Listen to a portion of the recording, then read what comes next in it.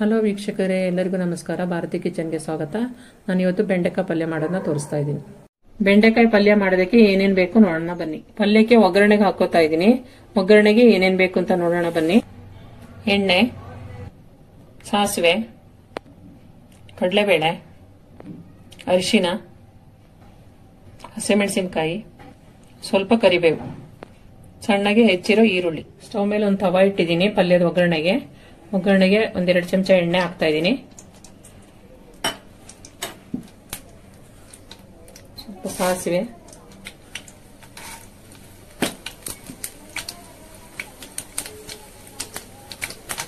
ಕಡಲೆಬೇಳೆ,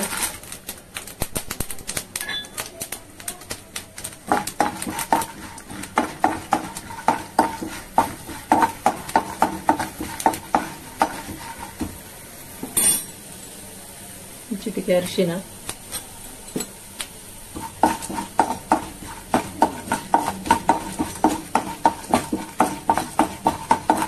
ಹಸಿಮೆಣಸಿನಕಾಯಿ,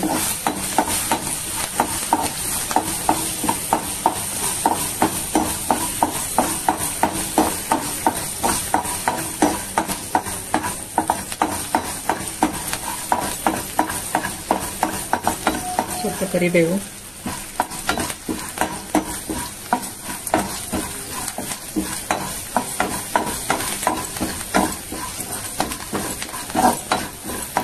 ಸಣ್ಣಗೆ ಹೆಚ್ಚಿರೋ ಈರುಳ್ಳಿ ಒಂದು ಕಪ್ಪು,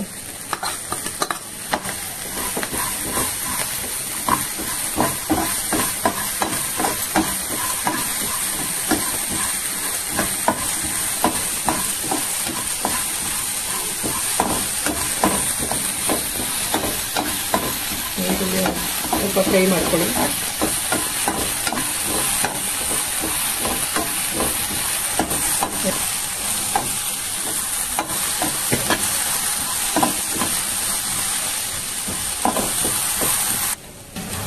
ಬೆಂಡೆಕಾಯಿ ಪಲ್ಯದ ಒಗ್ಗರಣೆ ರೆಡಿ ಆಗಿದೆ.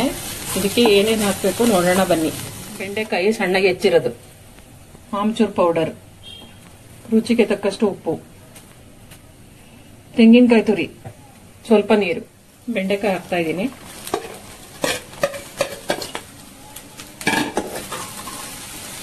ಸ್ವಲ್ಪ ಫ್ರೈ ಮಾಡ್ಕೊಳ್ಳಿ ಇದನ್ನು.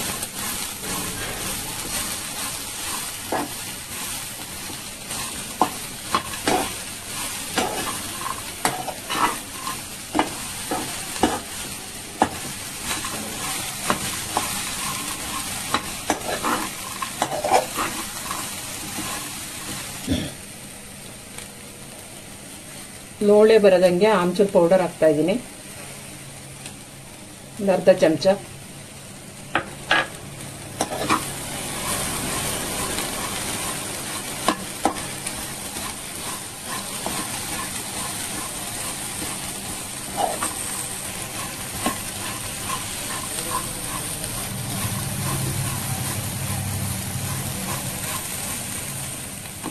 ರುಚಿಗೆ ತಕ್ಕಷ್ಟು ಉಪ್ಪು,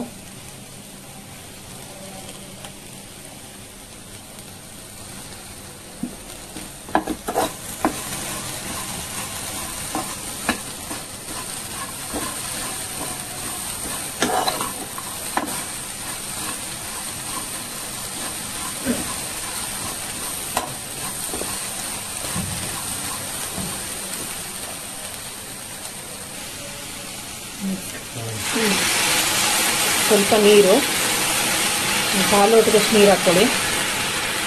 ಹಾಕಿ ಚೆನ್ನಾಗಿ ಮಿಕ್ಸ್ ಮಾಡಿ.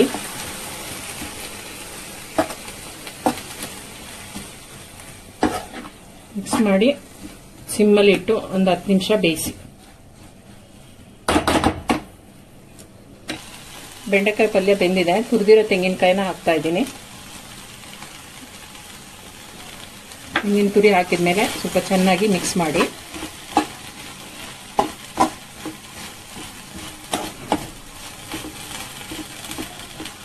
ರುಚಿಯಾದ ಬೆಂಡೆಕಾಯಿ ಪಲ್ಯ ರೆಡಿ ಆಗಿದೆ. ಅನ್ನದ ಜೊತೆಗೆ ಸೈಡ್ ಡಿಶ್ ಆಗಿ ಚಪಾತಿ, ದೋಸೆ ಜೊತೆಗೆ ನಂಚ್ಕೊಂಡು ತಿನ್ಬೋದು. ಒಮ್ಮೆ ಟ್ರೈ ಮಾಡಿ ನೋಡಿ. ಈ ವಿಡಿಯೋ ನಿಮ್ಗೆ ಇಷ್ಟ ಆಗಿದ್ರೆ ಲೈಕ್ ಮಾಡಿ, ಸಬ್ಸ್ಕ್ರೈಬ್ ಮಾಡಿ, ಶೇರ್ ಮಾಡಿ.